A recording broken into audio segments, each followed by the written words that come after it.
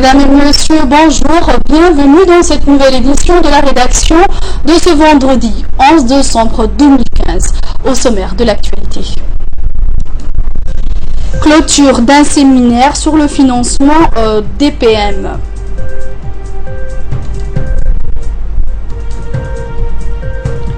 La différenciation en jeu pour le dernier round du COP 21 Paris.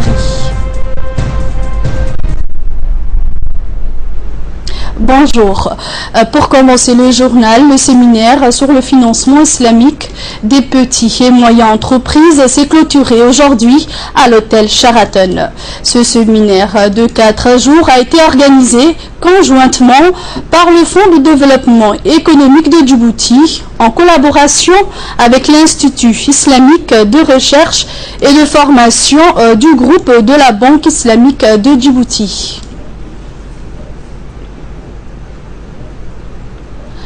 La cérémonie des clôtures a vu la présence du secrétaire général du ministère de l'économie et des finances, Nouh Omar Miguel, le directeur général du Fonds de développement économique de Djibouti, Saïd Ismail Hassan, son conseiller Ibrahim Khair Soubagle, les représentants du groupe de la Banque islamique ainsi que de nombreux entrepreneurs et jeunes diplômés. En effet, durant ces 4 jours, les séminaristes se sont familiarisés avec les concepts et les fondements du financement des PM et avec les règles qui les régissent selon la jurisprudence islamique et la loi djiboutienne. Ce séminaire a suscité une conscience plus aiguë quant à l'importance de financement adéquat aux PME qui permettent d'être un moyen efficace d'emploi, une lutte contre la pauvreté et de promotion du progrès économique et social. Il a apporté une plus-value certaine à l'ensemble des secteurs financiers impliqués dans le développement et notamment le Fonds de développement économique qui a pu certainement capitaliser son expérience financière en bénéficiant de l'expertise de l'Institut islamique afin qu'il puisse asseoir une véritable politique d'octroi de crédits qui devront contribuer à la mise en place d'un tissu de petites et moyennes entreprises, créatrices d'emplois et de revenus. Dans une interview donnée à cette occasion, le formateur nous a livré le contenu de ce séminaire de formation sur le financement islamique des petites et moyennes entreprises. Je vous propose donc de l'écouter. Nous reviendrons donc dans les prochaines éditions. Le directeur général du Fonds de développement économique de Djibouti, Saïd Ismail Hassan, a dans une interview remercié d'abord l'Institut islamique de recherche et de formation du groupe de la Banque islamique djiboutienne d'avoir dépêché à Djibouti 2 formateurs afin qu'ils puissent former nos administrateurs sur le financement islamique. Il a souligné aussi que le Fonds de développement est désormais prêt à accueillir les entrepreneurs désirant un financement islamique. On l'écoute donc.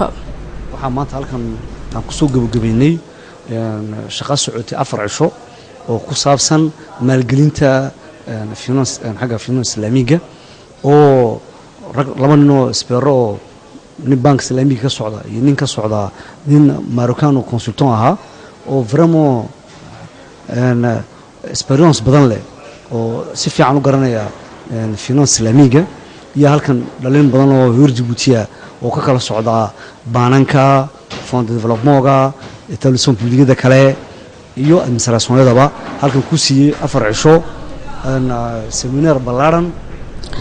Un séminaire d'information sur les atouts et l'attractivité qu'offre notre pays aux investisseurs japonais a été organisé par l'autorité des ports et des zones franches avec la collaboration de l'ambassade de Djibouti au Japon. Ce séminaire a vu la participation des hommes d'affaires japonais dont une délégation est attendue à Djibouti. L'ambassadeur de Djibouti au Japon, son Excellence Ahmed Areta, et le président de l'autorité du port et des zones franches étaient présents lors de ce séminaire. Les détails dans ces séquences. C'est devant une salle comble que s'est tenu le dernier séminaire sur l'investissement à Djibouti. Un très grand nombre de participants ont répondu à l'invitation. Un signe de bon augure pour M. Tatsuhiro Shindo, vice-président exécutif de JETRO, qui a inauguré cet événement. Cet organisme est un partenaire important pour la recherche et la promotion des opportunités d'affaires en Afrique et qui peut faciliter la présence des entreprises japonaises. Le défi actuel est d'intéresser les compagnies japonaises à s'établir à Djibouti et à participer à ces divers projets de développement. Pour son Excellence, M. Ahmed Areta Ali, ambassadeur de Djibouti au Japon, la dernière année a été très productive sur le plan des relations d'affaires et des liens politiques. Signe de cette vitalité, un groupe de parlementaires japonais se rendra à Djibouti à la mi-décembre.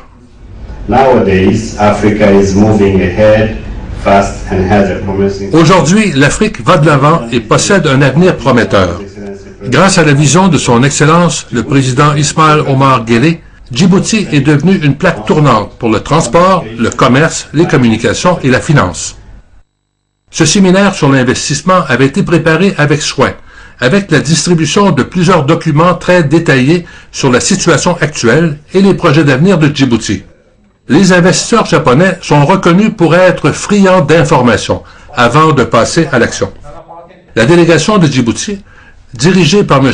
Aboubakar Omar Hadi, président de l'autorité du port et de la zone franche, a fait une présentation très remarquée sur la vision d'avenir de Djibouti et les possibilités d'affaires que cela représente. Un élément clé qu'il fallait bien expliquer était l'importance de l'emplacement stratégique de Djibouti et sa vocation maritime qui voit 65% du transport maritime mondial défiler sous ses yeux. Une table ronde en réunit des entrepreneurs japonais qui examinent de près les possibilités d'assumer une plus grande présence à Djibouti. Chacun d'eux a fait part de son expérience et de son enthousiasme envers Djibouti dans les secteurs d'activité qu'il représente. L'un d'eux, M. Kiyoshi Kimura, président de la société Kimura Corporation et actif dans le secteur de la restauration au Japon, a projeté une photo où on le voit en compagnie du président Ismail Omar Guelleh pour illustrer que les entrepreneurs japonais sont les bienvenus à Djibouti. La création d'une zone franche à Djibouti est un projet majeur qui a suscité beaucoup d'intérêt auprès des participants. Ce séminaire sur l'investissement était très sophistiqué et les explications très claires sur les attraits de Djibouti pour les investisseurs et les gens d'affaires. Le dernier séminaire sur Djibouti a permis de briser la glace et d'initier un véritable dialogue avec des investisseurs japonais potentiels. Donc nous sommes venus ici et que nous avions organisé cette conférence où nous avions été vraiment agréablement surpris avec le taux de participation de cette conférence. Les hommes d'affaires japonais ont montré un grand intérêt pour venir créer leur compagnie à Djibouti dans la zone franche. Et il y a certaines de ces compagnies qui vont faire le déplacement dès la semaine prochaine déjà. Ouais. Donc c'est vraiment un succès. Le professionnalisme avec lequel a été organisé ce séminaire a suscité des commentaires très positifs des participants. Il nous faut agir dès maintenant, sans tarder, à la suite de ce que j'ai appris aujourd'hui sur les nombreuses opportunités qu'offre Djibouti. La photo souvenir en marge de cet événement, regroupant ses organisateurs et ses intervenants, pourrait s'intituler « Une belle réussite pour Djibouti au pays du soleil levant » et « Mission accomplie ». Et pour revenir à la capitale, l'ONG Ar-Rahma, en étroite collaboration avec l'Union nationale de femmes djiboutiennes, a organisé une journée porte ouverte de consultation gratuite au profit des mères et enfants hier au siège de l'UNFD. Plus de 600 enfants et mères ont bénéficié de soins gratuits et ont été consultés par les médecins d'Al-Rahma. Ces consultations entrent dans la coopération sanitaire et de bienfaisance initiée entre les deux parties au profit des personnes diminuées, surtout pour faire face aux maladies opportunistes en cette période de fraîcheur. La secrétaire générale de l'UNFD, Mme Fatouma Moussa, et les parents remercient l'ONG pour ses soutiens destinés à améliorer la santé des enfants et des mères.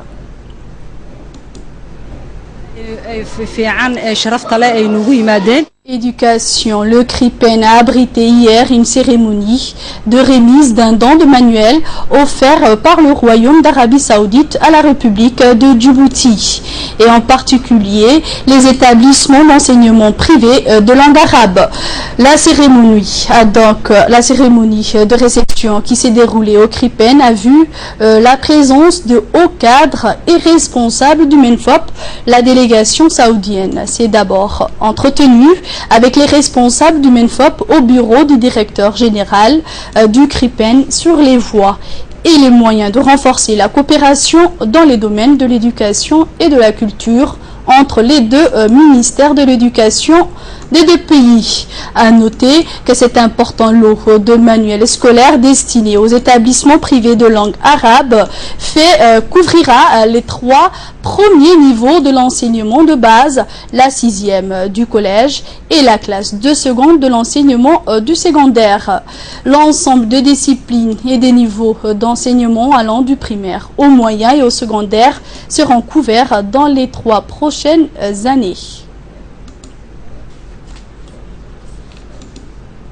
Une formation technique d'aménagement et de fertilisation des sols et d'installation du système d'irrigation de goutte à goutte s'est clôturée hier matin à Mouloud.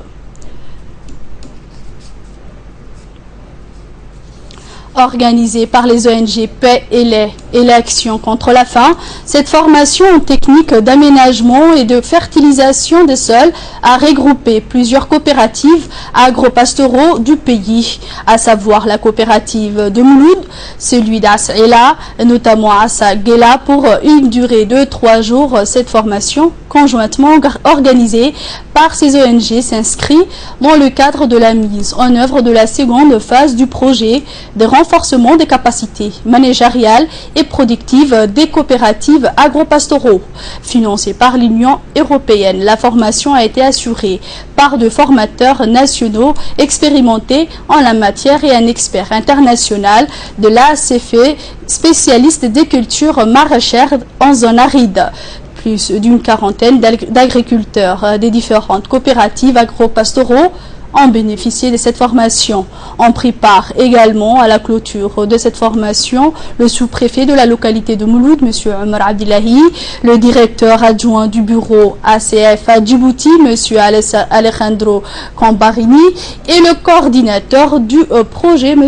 Ilmi Awale, de l'association PLA. Écoutons la réaction du chargé de projet, M. Ilmi. Le domaine de la sécurité alimentaire pour le renforcement des coopératives agro-pastorales dans différentes zones du pays. Et dans le cadre de ce projet, on a organisé une formation avec la présence d'un expert qui est venu de France pour travailler ensemble aux communautés, aux bénéficiaires, aux points focaux de chaque coopérative sur la question du renforcement des capacités sur l'agriculture durable. C'était donc les explications de l'expert. Et en page sportive, dans le cadre des Jeux nationaux, la région de Tadjoura a entamé l'interlocalité qui a eu lieu au complexe sportif de Tadjoura.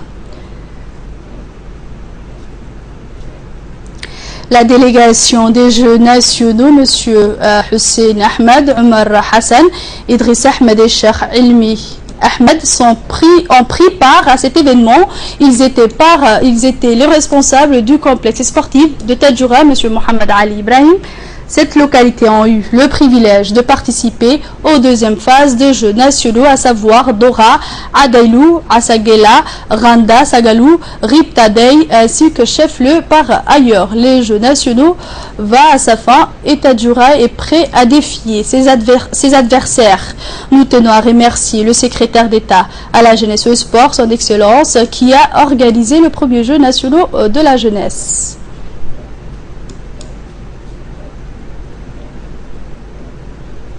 Et dans la page nécrologie d'aujourd'hui, nous avons appris avec une grande émotion la disparition subite survenue hier soir de M. Hummad Maki Ibrahim, cadre au conseil régional de Tadjoura. Le décès est survenu suite à un accident de la circulation sur la route de Lac Assal, située à 55 km de Tadjoura. M. Hummad Maki Ibrahim est né en 1946 à Tadjoura. Il fut un cadre chevronné au ministère de la Santé pendant plus de 3 décennies, avant de prendre sa retraite en 2001. Ensuite, M. Hummad a été élu au conseil régional de Tadjoura en 2006, puis réélu en 2012 où il occupait le poste du premier secrétaire. Le défunt laisse derrière lui une veuve et 7 enfants, dont 3 garçons et 4 filles. Le conseil régional de Tadjoura perd ainsi un cadre d'envergure. Sa disparition laissera un grand vide dans l'administration du conseil régional de Tadjoura. En apprenant cette disparition, le président du conseil régional de Tadjoura, M. Hassan Hussein Omar, adresse au nom des élus locaux de la région et en son nom personnel les condoléances les plus attristées à toute la famille et à ses amis. Par ailleurs, le président de l'Assemblée nationale, M. Mohamed Ali Hummad, la ministre de la promotion de la femme, Mme Hasna Barkhat Daoud, l'ancien premier ministre, M. Dileta Mohamed Dileta, l'ambassadeur de Djibouti en Allemagne, M. Adan Mohamed Dileta, et Baragoita Saïd adressent leurs condoléances les plus attristées à la famille du défunt Hummad Maki. Inna lillah wa inna ilayhi raji'un. Et aussi, nous avons appris avec regret le décès survenu hier soir en Europe de feu Aden Abdelkader Ali suite à une longue maladie née en 1968. Le défunt laisse derrière lui une nombreuse famille dont 2 veuves et 6 enfants. Il est le fils du parlementaire Abdelkader Ali. En apprenant ce décès tragique, nous adressons nos sincères condoléances à sa famille, dont son père et son frère Ali Ekla. Inna lillah wa inna ilayhi raji'un. Et dans les sujets internationaux d'aujourd'hui, la différenciation en jeu pour le dernier round de la COP 21. Il ne restait hier soir que quelques heures aux négociateurs de la COP 21 pour finaliser un accord historique sur le climat. Les représentants des 195 pays se sont enfermés hier soir au Borgé pour étudier un ultime projet intermédiaire. Dans celui-ci, on peut lire que la limite du réchauffement maximal de la planète doit être bien en deçà de 2 degrés Celsius.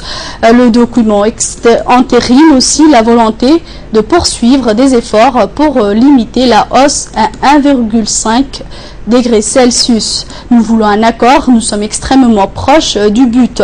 Nous devons donc faire preuve de la responsabilité nécessaire pour trouver un terrain d'entente universel. Bref, il est temps de conclure, déclarait ainsi Laurent Fabius, le ministre français des Affaires étrangères, hier soir.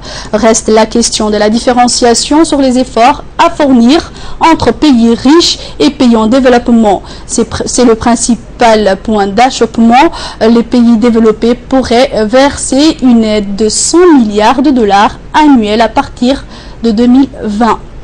Le prix Nobel ont été distribués à leurs lauréats à Stockholm des mains du roi Charles Gustave de Suède. En tout, il y a 10 lauréats.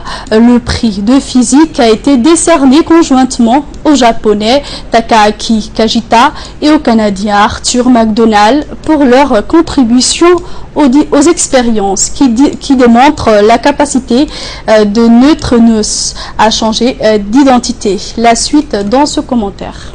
Le prix Nobel de chimie a été remis au Suédois Thomas Lindahl, à l'Américain Paul Modrich et au Turc Aziz Sankar. Leurs études portaient sur la réparation de l'ADN endommagé. Le prix de médecine a été récompensé par la lutte contre les maladies parasitaires à travers 3 lauréats. Il s'agit notamment de l'Irlandais William Campbell, le Japonais Satoshi Yumara et la Chinoise Yu Yutu. Le prix Nobel de littérature a été attribué à une seule lauréate. Il s'agit de la Biélorusse Svetlana Alexievitch. Née en Ukraine, journaliste de formation, elle a décrit dans son œuvre la dureté de la vie en ex-Union soviétique. Enfin, le prix Nobel d'économie a été récompensé par le travail d'Auguste Daton sur la consommation, la pauvreté et la protection sociale. Le quartet pour le dialogue national tunisien a reçu hier matin à Oslo la médaille et le diplôme du prix Nobel de la paix. 4 représentants ont tour à tour pris la parole pour 4 organisations. Le syndicat historique UGTT, la Confédération patronale UTUCA et la Ligue de défense des droits de l'homme et l'Ordre des avocats tunisiens. Le comité norvégien a voulu lui rendre hommage pour avoir mis en place un long et difficile processus de dialogue national à un moment où le pays était secoué par des troubles et des assassinats politiques. Aujourd'hui, nous avons vraiment besoin de faire de la lutte contre le terrorisme une priorité absolue, ce qui requiert d'être persévérant au niveau de la coordination et de la coopération entre toutes les nations pour assécher les ressources qu'ils utilisent, a déclaré Hussein Abbassi, secrétaire général de l'Union générale tunisienne du travail. Ce prix vise aussi à encourager la Tunisie qui a connu cette année 3 attentats terroristes sanglants. C'est la fin de cette édition. Juste après, une page de publicité, les minutes du focus, mais avant, c'est l'appel à la prière d'Al-Asr. Restez avec nous.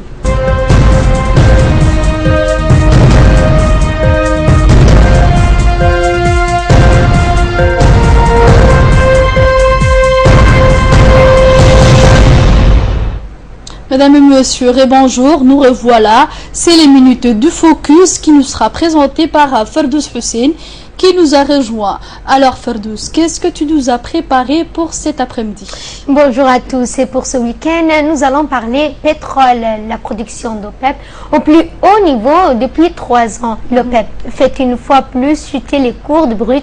L'Organisation des pays exportateurs de pétrole a annoncé hier que sa production avait atteint son plus haut niveau depuis 3 ans, et notamment depuis le mois de novembre dernier, et s'est établi à 31,7 milliards de barils par jour, une hausse de production irakienne ayant pu compenser la légère baisse de production saoudienne. Le cartel pompe actuellement 900 000 barils par jour de plus que les besoins estimés en 2016. Lors de sa réunion du 4 décembre dernier, l'OPEP a fixé un plafond à sa production, prolongeant une stratégie qui consiste à faire plonger les cours pour conserver ses parts de marché et mettre en difficulté ainsi la concurrence. Hier soir, le Brent coté sous les $40 et le WTI sous les $37. Et notre deuxième sujet va être consacré à la Corée, aux deux Corées, pardon.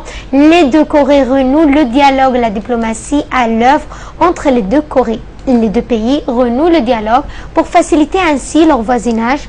Pas de démilitarisation nucléaire à l'ordre du jour, mais des questions pragmatiques comme la venue de touristes sud-coréens en Corée du Nord ou la mise en place de réunions régulières pour les familles séparées par les frontières. Voilà. Et pour finir, un mot de sport et concernant Michel Platini sur le banc de touche. Malgré la mauvaise nouvelle, Platini reste confiant et compte prouver son innocence. C'est ce qu'a évoqué notamment son avocat après l'annonce du TAS, le tribunal arbitral du sport à Lausanne. Le TAS a décidé de maintenir sa suspension à Michel Platini 25 jours jusqu'au 5 janvier prochain pour toutes les activités liées au football. Le tribunal n'est donc pas allé dans le sens de la FIFA qui réclamait 45 jours, mais la suspension qui frappe Platini. La justice interne de la FIFA avait suspendu Platini le 8 octobre dernier et lui reproche d'avoir reçu 1,8 million d'euros en 2011 de la part de Blatter, président jusqu'au démissionnaire de la FIFA, et également suspendu pour le travail de conseiller achevé en 2002. Dans l'immédiat, Platini ne pourra pas présider demain soir le tirage au sort de l'Euro 2016 à Paris. C'est tout. Merci Ferdous, merci à vous de nous avoir suivis. Je vous souhaite à tous et à toutes de passer des agréables moments avec Télé Djibouti.